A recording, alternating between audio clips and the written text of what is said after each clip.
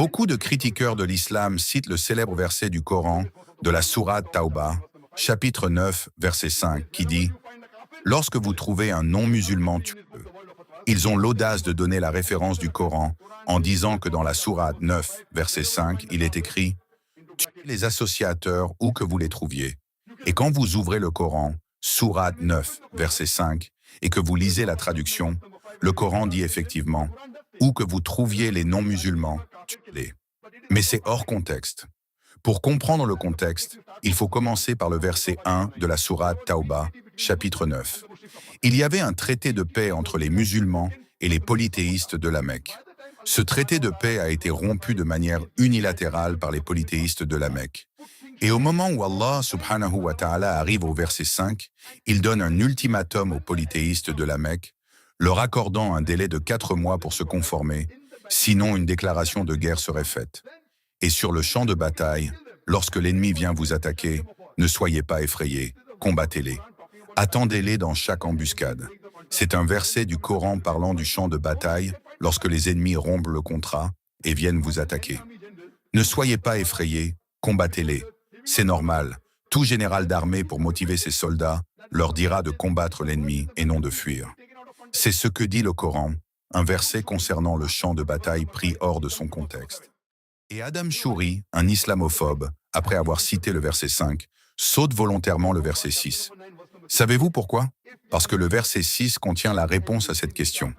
La sourate Tawbah, chapitre 9, verset 6 dit « Et si l'un des associateurs te demande asile, accorde-le lui, afin qu'il entende la parole de Dieu, puis fais-le parvenir à son lieu de sécurité. Car ce sont des gens qui ne savent pas. Ne les tuez pas, mais escortez-les vers un lieu de sécurité. Si l'ennemi, les incroyants, veulent l'asile, s'ils veulent la paix, ne vous contentez pas de le leur accorder. Escortez-les vers un lieu de sécurité afin qu'ils puissent entendre la parole d'Allah. » Aujourd'hui, quel général d'armée dirait cela? Au mieux, il dirait à ses soldats de laisser partir l'ennemi s'ils demandent la paix. Le Coran dit de ne pas seulement les laisser partir, mais de les escorter vers un lieu de sécurité. Et presque tous les versets du Coran qui parlent de combattre sur le champ de bataille mentionnent dans le verset suivant que la paix est meilleure. Quel que soit le verset que vous prenez dans le Coran, quand il parle de combattre sur le champ de bataille contre l'ennemi, le verset suivant dit immédiatement que la paix est meilleure. Même ce verset dit que si l'ennemi veut la paix, donnez-la lui. Le Coran est très explicite. Le verset cité au début de la conférence dans la sourate Al-Maïda, chapitre 5, verset 32, dit « Quiconque tue une personne qui n'a pas commis de meurtre ou d'horribles crimes, ce sera comme s'il avait tué toute l'humanité. Et quiconque épargne une vie, ce sera comme s'il avait épargné les vies de toute l'humanité. » Ici, le Coran dit que si quelqu'un tue une autre personne, qu'elle soit musulmane ou non musulmane, sauf en cas de meurtre ou de corruption, c'est comme s'il avait tué toute l'humanité. Et si quelqu'un sauve une vie, qu'elle soit musulmane ou non musulmane, c'est comme s'il avait sauvé toute l'humanité. Ce verset du Coran suffit à prouver que l'islam est contre le meurtre de toute personne innocente, qu'elle soit musulmane ou non musulmane. Aucune autre écriture dans le monde ne dit cela. Si vous tuez un être humain, vous avez tué toute l'humanité. Et si vous sauvez un être humain, vous avez sauvé toute l'humanité. L'islam est si clair et explicite. Le meurtre de toute personne innocente est totalement interdit. Je me souviens qu'à Bombay, en 2006, j'ai donné une conférence sur le sujet « L'islam et la monopolisation de la violence ». Après les attentats à la bombe dans les trains de Bombay, la situation était tendue.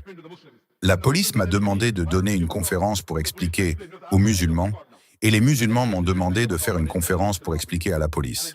C'était une situation sensible, alors j'ai donné une conférence sur ce sujet et j'ai exprimé mes points de vue. Pendant la session de questions-réponses, un hindou est venu et a dit « Si j'étais musulman et que j'avais vu des milliers de musulmans tués et des femmes tuées, j'aurais fait la même chose. » Et tout le monde a applaudi. Je lui ai dit « Vous réagissez à chaud. Des milliers de musulmans ont été tués et des milliers de femmes musulmanes ont été tuées. Mais je ne peux pas à mon tour tuer des innocents. En tant que musulman, je ne peux pas faire cela, car dans le Coran, le dernier et final commandement de Dieu, il ne me permet pas de tuer une personne innocente. Si des hindous ont commis des crimes à Gujarat, cela ne me permet pas de tuer d'autres hindous innocents à Bombay. C'est illicite en islam. Juste parce que certains hindous ont commis des crimes immenses à Gujarat, je ne peux pas nuire aux hindous innocents de Bombay. Ce n'est pas permis en islam. Imaginez l'hindou innocent qui est blessé, sa famille deviendrait à jamais ennemie de l'islam. Tuer toute personne innocente est interdit en islam. Un autre exemple, quand j'étais au Royaume-Uni, ou quand j'étais autorisé à aller au Royaume-Uni, j'ai donné une conférence sur le même sujet, le point de vue islamique sur le terrorisme et le djihad. Un jeune homme, après ma conférence, a dit « Takbir, Allahu Akbar » et ensuite il a dit « Mort à George Bush, mort à George Bush ». Tout le monde applaudissait, puis il a dit « Mort à George Bush » et tout le monde a encore applaudi. Je lui ai dit « Si vous lisez la sira du prophète Mohammed, il a prié Allah pour deux ennemis puissants de l'islam. L'un d'eux s'appelait Oumar. Le prophète a prié Allah pour qu'il guide Oumar, et Allah a guidé Oumar ibn al-Khattab. Et il est devenu le plus grand défenseur de l'islam. Alors je prie pour la guidance de George Bush, car le tuer ne résoudra pas le problème. Nous sommes trop faibles. Je dis que dans notre situation, il est mieux que nous prions pour que l'un des deux, George Bush ou Tony Blair, soit guidé par Allah. Si vous lisez la sira du prophète, au lieu pour certains d'être émotionnels, vous comprendrez comment le prophète gérait les choses. Allah dit dans le Coran, Surat al-Baqarah, verset 190, « Combattez dans le sentier d'Allah ceux qui vous combattent, mais ne transgressez pas. Allah n'aime pas les transgresseurs. » Et Allah dit dans la Sourate al-Baqarah, verset 193, « Combattez-les jusqu'à ce qu'il n'y ait plus de persécution. » L'islam est contre l'oppression, et même lorsque nous nous battons en légitime défense, il y a des lignes directrices établies par Allah et son messager pour le combat. Ne coupez pas les arbres, ne blessez pas les femmes, ne blessez pas les personnes âgées, ne tuez pas les enfants, ne détruisez pas les monastères, ne détruisez pas les temples. Aujourd'hui, vous voyez des bombardements aveugles. Tout le monde est tué, femmes, enfants, hommes. Si vous comparez l'histoire complète du prophète Mohammed, paix et bénédiction de Dieu soient sur lui, il y a eu 82 rencontres avec les ennemis de l'islam et 1018 combattants ont été tués. Pendant la Première Guerre mondiale, plus de 10 millions d'humains ont été tués. Et pendant la Seconde Guerre mondiale, plus de 20 millions d'humains ont été tués. Comparez cela. Aujourd'hui, les médias sont très puissants. Ils peuvent transformer le faux en vrai, le jour en nuit. Quand les nonnes chrétiennes couvrent leur tête, elles sont respectées. Quand les femmes musulmanes couvrent leur tête, on dit que l'islam dégrade la femme. Pourquoi? Quand un sikh porte un turban et garde une barbe, il est appelé religieux. Quand un musulman en Amérique garde une barbe, il est appelé islamiste, fondamentaliste, salafiste, terroriste.